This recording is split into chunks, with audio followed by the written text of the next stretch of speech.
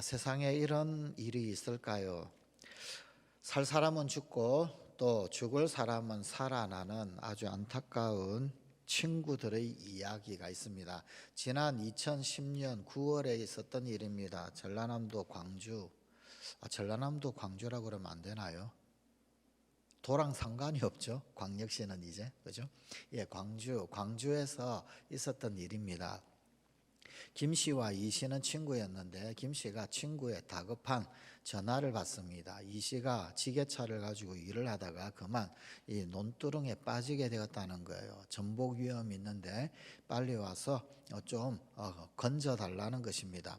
왜냐하면은 이 씨도 김 씨도 죄송합니다. 김 씨도 중장비를 몰 수 있는 그런 사람이었기 때문입니다. 그래서 자기가 몰고 있던 컴바인을 끌고 갔습니다. 불과 한 30m 정도 떨어져 있는 거리였었습니다. 가서 줄에 잘 매달아 가지고 잘 끄집어 올리는데, 그런데 무게 중심이 조금 기우뚱했는지 그만 이 씨가 타고 있던 그 지게차가 더 그냥 논바닥으로 처박히게 되었습니다. 그래서 뭐 크게 압살당하게 죽음을 초래한 건 아니었지만 가슴이 짓눌리고 목이 짓눌리는, 그래서 조금만 더 짓누르게 되면 그야말로 친구 이 씨가 죽을 그런 어떤 위험. 그리고 또 그 충격이 많이 컸던지 이 씨는 거의 이 기절에 가까운 그런 어떤 상태가 되었습니다. 이 친구 김 씨는 더 큰 트럭을 혹은 아니면 더 큰 힘을 가지고 있는 장비를 가져와야 되겠다 생각을 해서 트랙터, 더 강한 힘을 가지고 있는 트랙터를 몰고 왔습니다. 그리고는 다시 줄을 잘 이어와서 이 씨를 누르고 있던 그 지게차를 간신히 끌어올렸습니다. 거의 한 50여 분간의 사투였다고 합니다. 그렇게 친구를 구해내었습니다. 그런데 문제는 이 김 씨였습니다. 이 김 씨가 당뇨병을 앓고 있었습니다. 당뇨병을 앓고 있었는데, 그런데 이 김 씨 혼신의 힘을 다해서인지 기진맥진하고 난 이후에 친구를 구해내고는 그만 혼절해 버렸습니다. 정신을 잃어버리고 말았습니다. 이 살아난 친구 이 씨, 겨우 정신을 차린 그 이 씨가 정신 차리고 보니까 김 씨가 자기를 안고 흔들어 깨우다가, 그리고는 오히려 이 씨는 정신이 들었는데 김 씨가 혼절해 있는 상태예요. 다시 이 씨는 전화를 백방으로 돌렸습니다. 119로 돌리고 이제는 처음에는 자기 살려달라고 친구에게 전화를 했는데 이제는 친구 살려달라고 그렇게 전화를 백방으로 돌렸습니다. 119가 왔습니다. 급히 병원으로 후송을 했습니다만 안타깝게도 이 김 씨는 숨을 거두고 말았다고 합니다. 위험에 처한 친구를 구하기 위해서 마지막 사력을 다하고 그리고 자신은 그만 숨을 거두고 말았습니다. 참 안타까운 죽음이지요. 여러분, 세상 사람들은 이런 죽음을 뭐라고 이야기를 할까요? 뭐 좀 좋게 이야기하는 사람은 살신성인이다, 혹은 아니면은 의로운 죽음이다, 뭐 이런 식으로 이야기를 할 겁니다. 혹은 아니면 삐딱하게 보는 시선의 사람들은 개죽음이다, 혹 이럴는지도 모르겠습니다. 성경은 뭐라고 이야기할까요? 요한복음 15장 13절입니다. 사람이 친구를 위하여 자기 목숨을 버리면 이보다 더 큰 사랑이 없나니. 참으로 안타까운 사연이지만, 그러나 친구를 구하기 위한 김 씨의 이 마지막 수고는 어쩌면 성경의 시선으로 본다면 가장 큰 사랑 중에 하나로 해당이 될 것입니다. 가슴 아픈 사연임에도 불구하고 이 김 씨는 어쩌면 당신의 생애 중에서 그 마지막 생애가 가장 가치로운, 그리고 가장 어쩌면은 보석처럼 찬란하게 빛나는 인생 최고의 절정을 이루며 생을 마감한 그러한 순간이었습니다. 오늘 우리에게 주신 하나님의 말씀의 등장하는 베드로, 이 베드로는 원래 어떤 성품의 소유자였었을까요? 상당히 다혈질적인 그런 기질의 소유자라고 알려져 있습니다. 그런 성품에 해당하는 이 베드로가 처음부터 어떤 작은 자들 혹은 병든 사람 혹은 아니면 가난한 자 그리고 과부들이 눈에 들어오고 그들이 귀하게 여겨지고 그들이 소중하고 혹은 아니면 그들이 안타깝게 그렇게 여겨지는 그런 사람이었을까요? 이 3년 넘게 예수님께 훈련을 받았음에도 불구하고 훈련 마지막 막바지에 예수님께서 겟세마네 동산에서 잡히실 때 대제사장의 말고의 귀를 칼로 내리쳐서 잘라버렸습니다. 아마도 이 3년 훈련, 그 훈련이 있음에도 불구하고 베드로의 그 다혈질적인 그러한 성품, 또 나서기를 좋아하는 성품, 늘 1등 되기를 열망했던 그 성품은 그다지 그렇게 크게 고쳐지지는 않았던 듯 합니다. 혹 그렇다라고 한다면 그러면 이 베드로 도움이 되지 않는 자들 그들은 칼을 사용해서라도 돌파해버리고 또 혹은 자기에게 조그마한 것이라도 도움이 되는 것이 있다라고 한다면 싸워서 쟁취하는 그런 어떤 사람이 베드로 아니었겠습니까? 혹 그런 성깔 때문에 베드로는 사실 종종 잘 나가다가도 예수님 앞에 혼난 적이 꽤 많이 있었습니다. 그런 베드로의 눈에 작은 것, 가난한 것, 혹은 병든 것 이런 것들이 보일까요? 그런 사람들을 불쌍히 여길까요?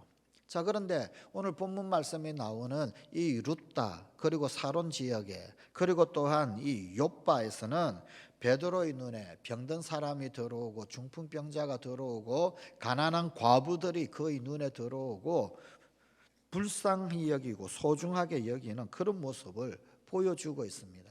어떻게 베드로가 이렇게 되었을까요? 자, 오늘 본문 말씀이 있었던 이 배경이 되는 위치가 어디인가? 지도를 좀 잠깐 한번 보실까요? 사실 베드로는 그 이전에도 예루살렘에서 전도 여행을 하기는 했었습니다. 1차 베드로의 전도 여행이 있었고 2차 베드로 전도 여행이 있었는데 그런데 1차 베드로 전도 여행에는 사마리아 지역 쪽을 가지요. 거기에서 시몬이 이 돈으로 성령을 살려고 했던 뭐 그런 이야기도 있었지요. 오늘 본문은 어쩌면 베드로의 2차 전도 여행쯤 해당되는 그런 내용입니다. 지도를 한번 보여주시겠습니까?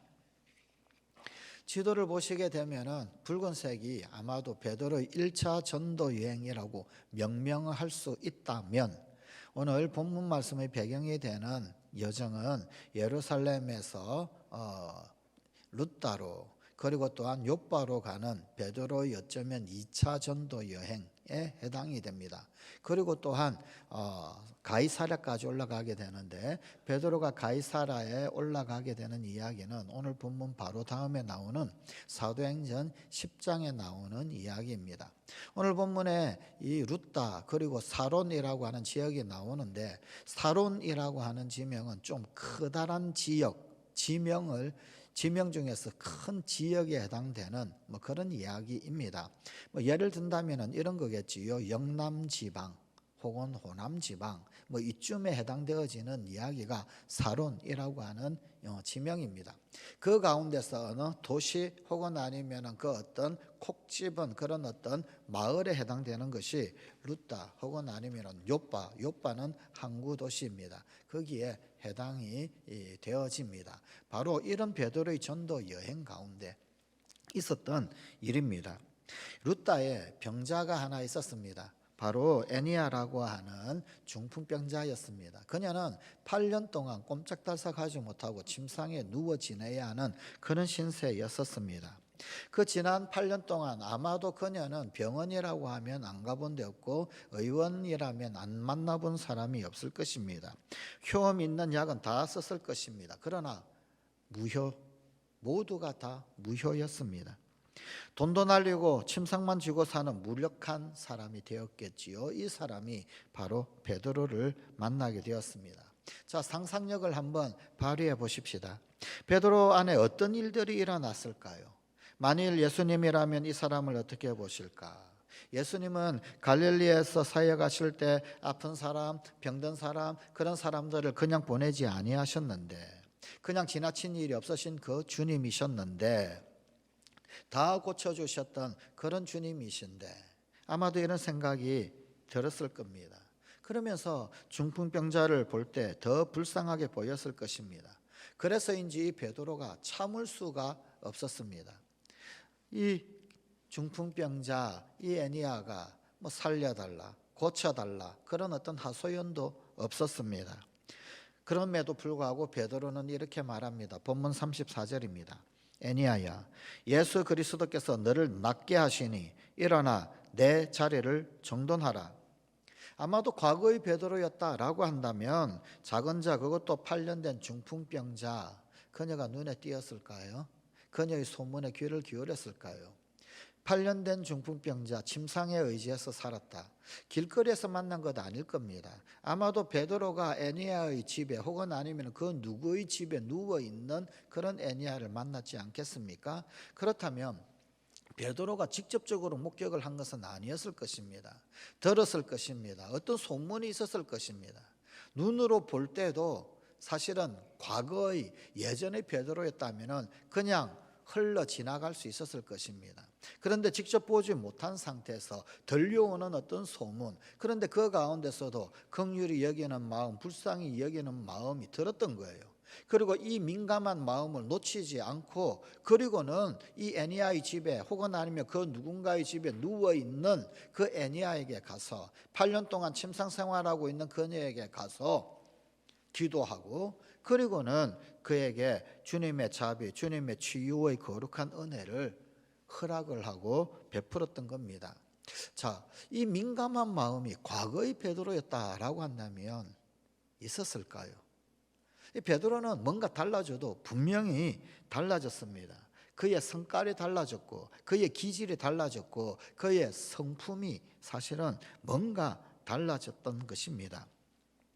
자, 그저 1등 되기만을 좋아했던 베드로, 나 제자 베드로님이 나가신다, 길을 비켜라, 뭐 이랬을 법한, 원래 우리가 알고 있던 그의 근본 이 기질은 그러한 것이었는데, 하지만 룻다에서는 전혀 그렇지를 않았습니다.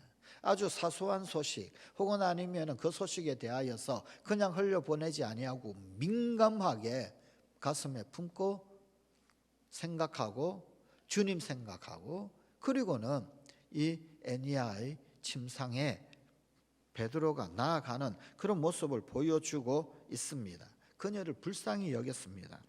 성관가족 여러분, 나는 어떤 것이 보입니까? 어떤 것이 들립니까? 가난한 자, 아픈 자, 병든 자, 애매한 고통으로 신음하는 자, 전쟁으로 고통당하는 자가 보이십니까?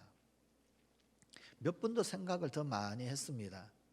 이 전쟁통에 있는 우크라이나 혹은 아니면 러시아 혹은 아니면 작년에 있었던 그 미얀마, 이 나라들을 위해서 기도해야 하고, 또 혹은 아니면은 이 어떤 모금이라도 해야 하나. 물론 기도도 하겠지요. 예. 근데 거기에 대하여서 지구촌 저 반대편에 있다라고 해서 도대체 나랑 무슨 상관인가? 그렇게 아무 생각 없이 그저 뉴스만 바라볼 수도 있을 것 같습니다. 그러나 저 지구촌 저 반대편에 있는 그들의 아픔, 그들의 아픔을 좀 느낄 수 있습니까? 그래서 이것이 거룩한 부담으로 다가오는가? 모금을 하려고 가만 생각해 보니까 생각이 너무 깊으면 아무것도 못하죠. 모금을 해가지고 우크라이나 정부에 보내면 이게 전쟁 비용으로 또 도로 쓰여지는 것 아닌가? 별의별 생각도 다 듭니다. 하여간 예. 이 좌우지간 우리는 그 어떤 소식들에 대하여 혹은 애매한 고통들이 이 땅 가운데 난무하고 있는 그것들에 대하여서 이것이 들리고 보입니까? 우리 주님이 우리에게 분부하시는 것들, 우리 주님이 우리에게 주님의 마음, 하나님의 마음을 민감하게 보여주시는 것들, 그것들은 가만 보면 나는 보고 있고 나는 듣고 있는데 너희는 뭐 하느냐, 그런 거 아닐까요? 가인과 아벨의 사건 가운데서 하나님이 가인에게 묻습니다. 가인아, 아벨이 어디 있느냐? 그러니 가인은 뭐라고 그럽니까? 왜 내 동생을 나한테 묻습니까? 그런데 여기 행간에 하나님이 하시는 말씀이 뭘까요? 행간에 하나님의 음성은 뭘까요? 나는 아벨의 핏소리를 들었고 아벨의 죽음을 보았다. 신음하고 고통당하는 자의 소리를 듣고 나는 보았다. 너는 뭐 하느냐? 그것 아닐까요? 하나님은 그런 분이십니다. 보고 계신 분이시고 듣고 계신 분이십니다. 출애굽기 2장의 말씀에 보게 되면은 하나님 앞에 부르짖는 이스라엘 백성들의 이야기가 나옵니다. 애굽의 그 압제 가운데서 부르짖는 자들, 그 부르짖음에 하나님은 듣고 계셨고 보고 계셨습니다. 그래서 출애굽기 3장에 넘어가면 하나님의 위대한 종 모세를 부르는 장면이 나옵니다. 하나님은 들으시는 분이시요 보고 계신 분이시더란 말입니다. 베드로가 지금 그 마음을 조금 아는 듯합니다. 보고 듣는 마음, 그 마음이 이 루타 지역에서는 있었더라라는 것입니다. 나인성에서 죽은 청년의 어머니 과부에게 소망이 사라져 버렸습니다. 과부만 해도 참으로 인생살이 힘든데, 그리고 그야말로 유대인 사회에서 가장 최하층의 삶을 살아가야 하는 그런 형편인데, 겨우 하나 의지하고 있던 아들, 그 아들 제대로 결혼하여 가정 꾸리지도 못하고 그만 죽어버렸습니다. 희망이 꺼져버렸습니다. 죽은 아들의 상녀를 자신이 끌고 가는지 아니면 아들의 상녀가 나를 끌고 가는지 그것조차 가늠이 되지 않습니다. 사람들을 따라가고 있는 것인지 아니면 끌려가고 있는 것인지 그것도 지금 정신 차릴 길이 없습니다. 자신이 관을 메고 가는지, 이 과부의 발걸음은 그야말로 이 아들을 황천으로 보내야 하는 기막힌 슬픔이었습니다. 이 나인성 과부보다도 더 큰 슬픔이 있을까요? 그런데 이 과부 한 사람의 슬픔도 극한 슬픔이어서 우리 주님 예수님이 그냥 지나치지 못한 슬픔이었는데, 그런데 이런 과부들이 그야말로 아주 집단적으로 슬퍼하는 그런 사건이 벌어졌습니다. 나인성의 슬픔은 어머니 한 사람 한 과부의 슬픔이었습니다만, 오늘 또 다른 본문에 나오는 욥바에서는 전혀 다른 슬픔이 온 성에 진동했습니다. 그것도 과부 하나가 아니라 수십 명이었는지 어느 정도가 되었는지 모르겠지만 수많은 과부들이 극한 슬픔 가운데 빠진 사건이 있었습니다. 바로 다비다의 죽음, 또 다른 이름으로는 도르가의 죽음이었습니다. 가난한 과부들이 이 다비다를 애도를 합니다. 슬픔의 물결이 온 욥바성에 넘쳐 흘렀습니다. 하늘을 찌르고 또한 그녀들의 그 슬픔이 온 욥바성에 홍수가 되어 흘러내릴 그런 정도였습니다. 그런 이 욥바성의 슬픔을 볼 때 죽은 다비다도 불쌍하지만 그 다비다 때문에 슬퍼하다가 식음을 전폐하고 어쩌면 죽지나 않을까 염려스러운 가난한 과부들, 그들 또한 더 불쌍해 보이기도 합니다. 다비다가 가난한 과부들을 위로하였는데, 그런데 그 다비다가 죽어버렸으니 이제는 누가 우리를 위로할까? 위로자 다비다를 보내고 위로받을 자가 없어지니까 과부들이 더 슬퍼했던 겁니다. 괴로워했던 겁니다. 그런데 이 소식이 또 루타에 있는 베드로에게 들려옵니다. 베드로는 또 가만히 있을 수 없습니다. 황급히 욥바의 이 다비다의 집으로 갑니다. 그런데 그 집까지 가는 동안 애도하는 사람들 모두가 다 가난한 자들입니다. 다 과부들입니다. 그들은 어쩌자고 하나님은 나 같은 사람 데려가지 어쩌자고 이 다비다를 데려가십니까? 이런 하소연을 하는 듯합니다. 이 베드로의 팔솔매를 붙잡고 꼭 살려달라고 애원하는 사람들로 장사진을 이룹니다. 베드로는 시체가 누워있는 방으로 들어갑니다. 그리고 시체를 뒤로 하고 먼저 무릎부터 꿇고 하나님께 간절히 기도를 올렸습니다. 하나님, 이 과부들의 슬픔을 보십니까? 가난한 자들의 이 애원을 보십니까? 과부들의 아픔을 쥐고 살았던 이 다비다가 하나님께로 갔습니다. 그들의 희망이 사라졌습니다. 그들의 위로자를 보내어 버렸습니다. 이들의 소망이 무참하게 깨지고 말았습니다. 그래서 이렇게 울고 있습니다. 하나님, 저들의 애원을 들으소서. 부활하신 주님이시여, 이곳에 오셔서 이들을 불쌍히 여기시고 그들의 위로를 회복시켜 주소서. 이 집에서 표적이 나타나게 하시고 복음의 증거되게 하시고 예수는 생명이심을, 예수는 부활이심을 이 표적을 통해서 하나님께서 저들에게 알려주시고 하나님은 영광 받으시옵소서. 아마도 이런 간절한 기도를 하지 않았을까요? 기도 올린 후에 능력받은 베드로, 그 베드로가 시체를 향해 명령합니다. 다비다야 일어나라. 우리 주님 예수님께 배운 겁니다. 달리다쿰, 소녀야 일어나라. 어느새 이 베드로는 예수님 닮아 있었습니다. 여러분, 다비다야 일어나라, 달리다쿰, 똑같은 문장입니다. 동일한 형태의 문장입니다. 그때 죽은 다비다가 눈을 떴습니다. 베드로 앞에 앉았습니다. 베드로는 그녀를 이렇게 세웁니다. 죽은 다비다가 살아났습니다. 일어났습니다. 놀라운 기적이 임했습니다. 온 엿밭은 과부들을 다 부르고 그들에게 산 다비다를 보입니다. 초상집이 잔치집이 되었습니다. 절망의 집, 낙심의 집이 소망의 집이 되고 희망의 집이 되었습니다. 과거보다도 더 큰 위로의 집이 되어버렸습니다. 믿음의 집이 되었습니다. 다비다가 살아있었을 때도 수많은 연약한 과부들에게 위로가 되고 희망이 되었지만, 이제는 옷을 해주지 않아도, 먹을 것을 해주지 않아도, 다비다 그 자체만 보고 그 집만 바라봐도 위로가 되고 소망이 되고 힘이 되고 믿음이 생기게 되어졌다는 겁니다. 다비다가 살아났습니다.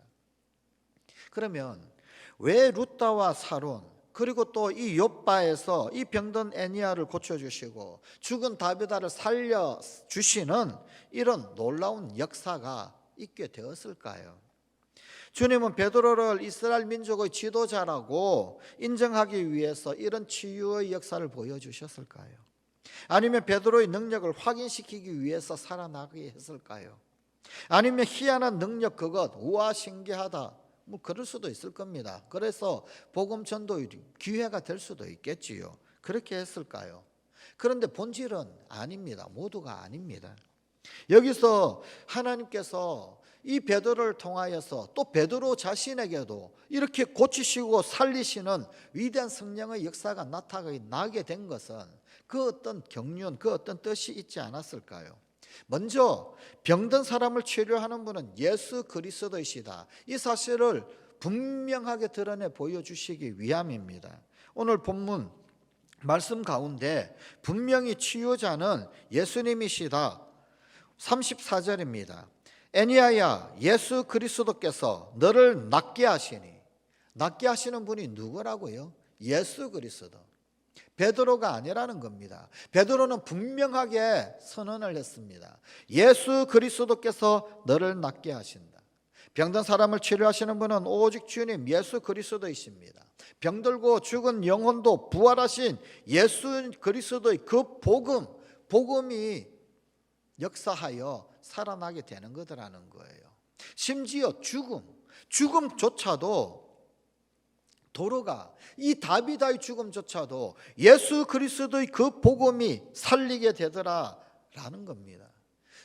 우리 주님의 복음은 죽음까지도 깨부수고 승리하는 복음이더라라는 것입니다. 베드로가 어디에서 왔습니까? 지도를 기억하십니까? 예루살렘에서 왔습니다. 저 멀리 떨어져 있는 그 예루살렘.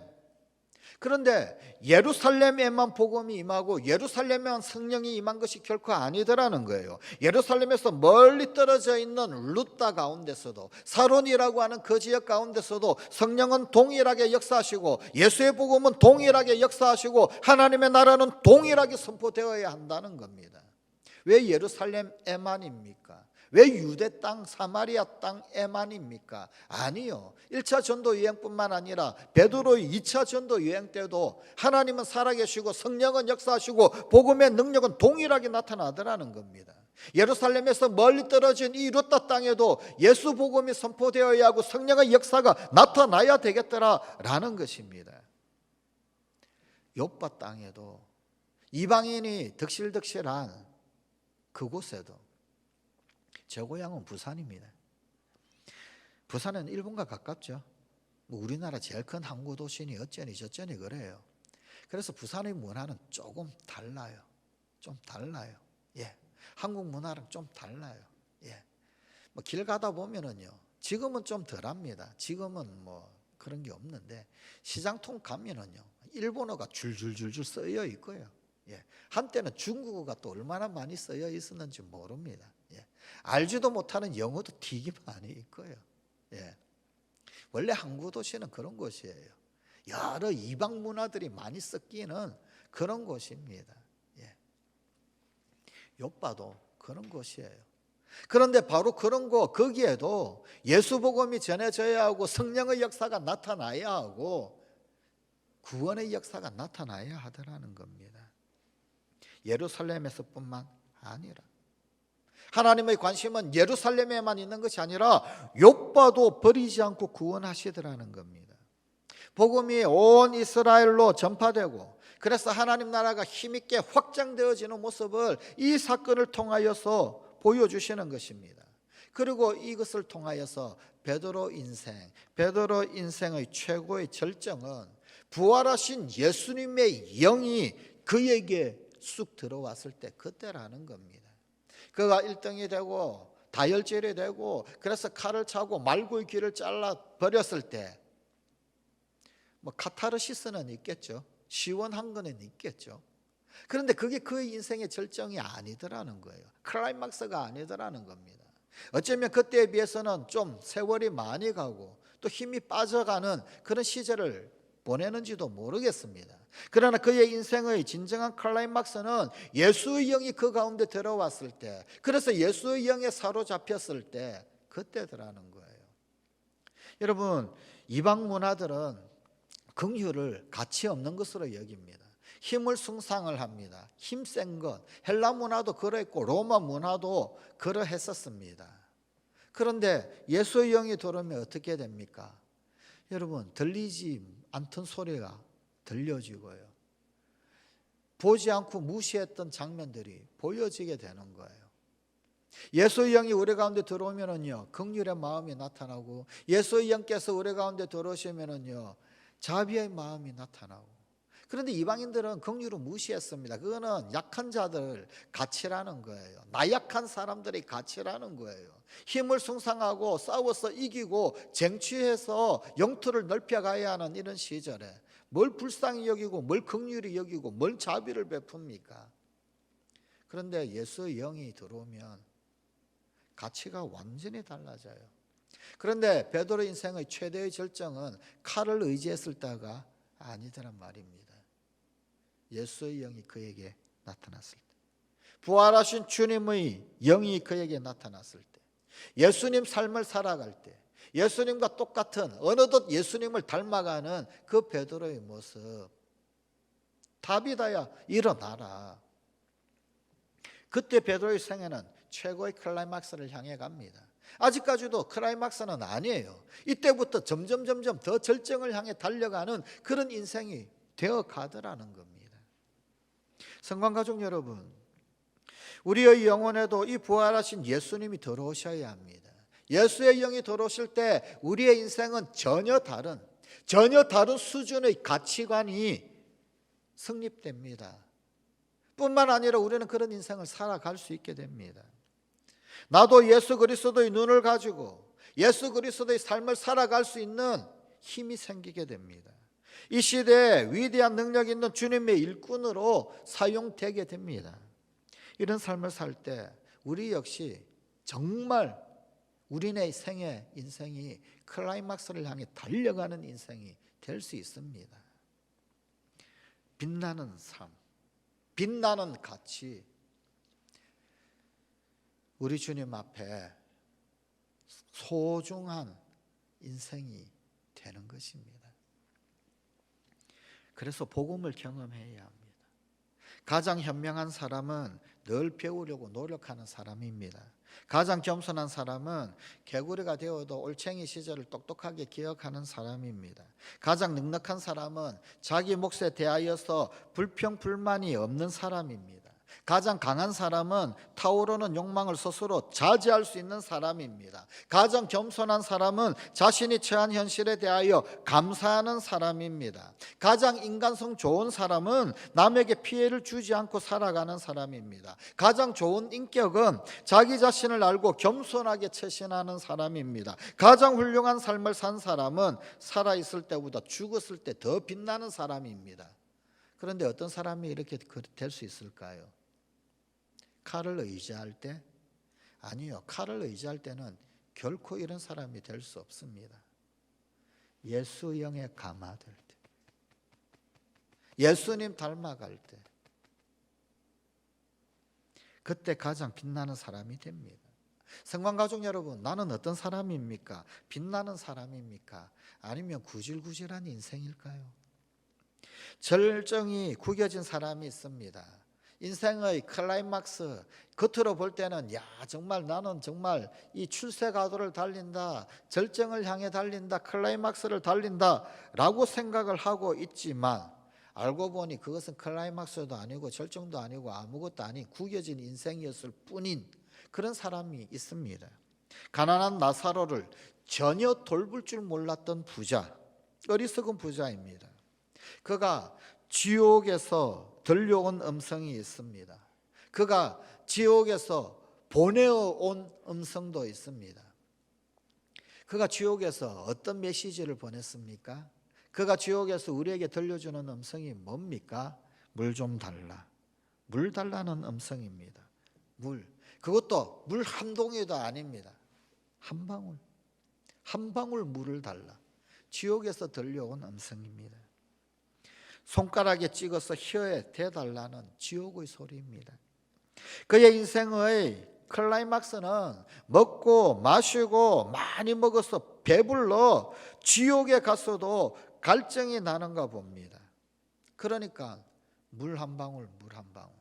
이따니까 이 땅 가운데서 먹고 마시는 것에 전심전력했더니 저곳에 그 지옥에 갔어도 먹는 것, 마시는 것 달라고 물 한 방울 한 방울 하면서 외치는 그 영혼이 죽어버렸던 그 불쌍한 인생 구겨진 그런 인생이었습니다.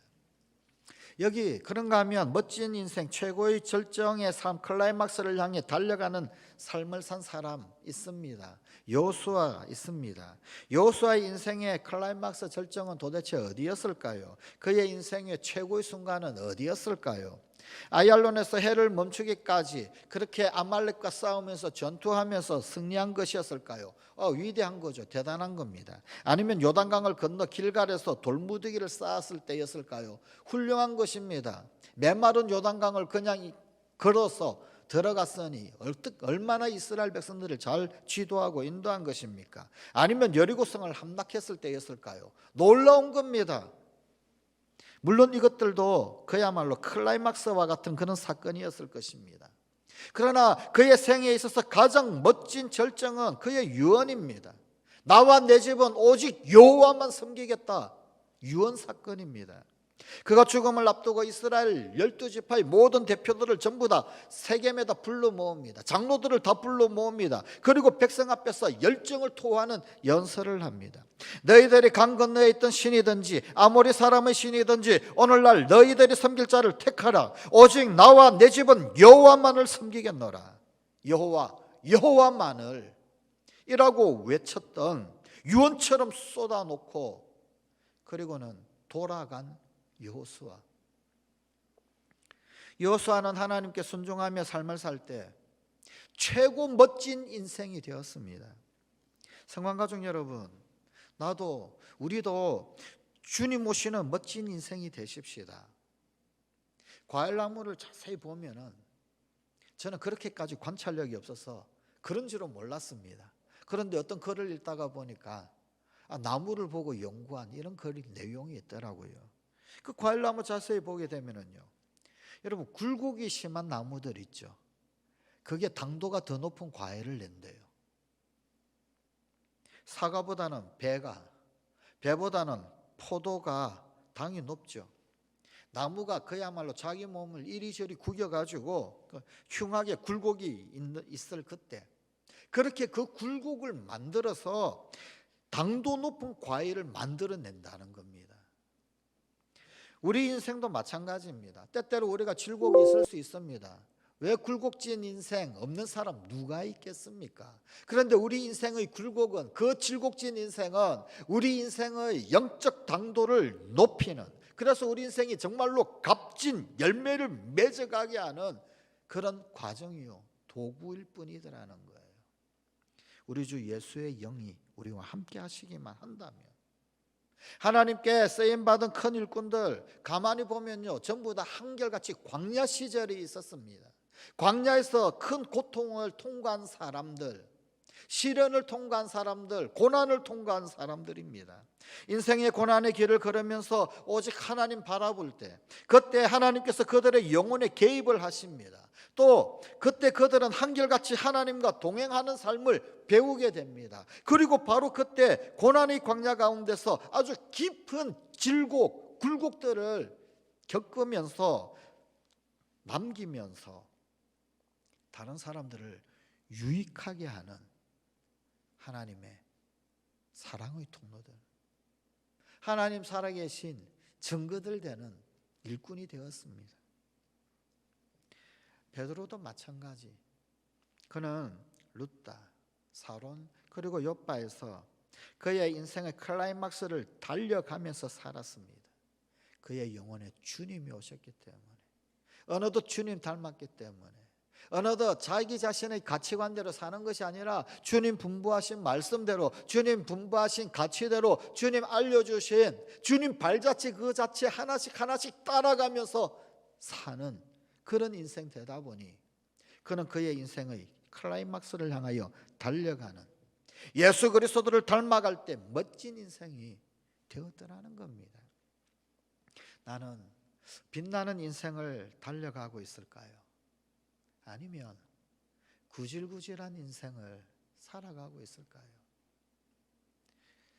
우리는 주의 영을 모신 성전이 아닙니까? 위대하신 하나님의 영을 모신 성전이 우리의 몸이 아닙니까? 빛나는 인생이 되어야 하지 않겠습니까? 구질구질한 인생이 아니라 주의 영을 모신 자다운 빛나는 인생이 되어야 하지 않겠습니까? 우리 시간 기도하십시다.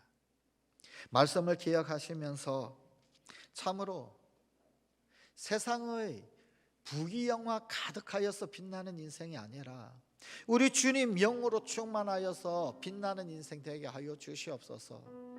이제는 정말로 한순간 한순간 우리에게 남은 그 인생의 시간 동안 절정을 향하여 달려가는, 클라이막스를 향하여 달려가는 그런 인생 되기를 소원합니다. 결단하면서 우리 한번 기도하십시다. 그리고 이 나라의 백성, 이 민족에게 구질구질한 인생이 아니라 주의 영으로 말미암아서 우리도 또 이 나라의 백성, 이 민족도 절정을 향하여 달려가는 나라 백성 되고, 이 땅의 교회들이 되고, 우리 춘천 성광 교회가 되고, 우리 사랑하는 성광의 젊은이들, 우리 성광의 자녀손들이 되게 하여 주시옵소서. 우리 한번 간절히 합심하여서 한 10분 동안만 간절히 간구하며 기도하십시다.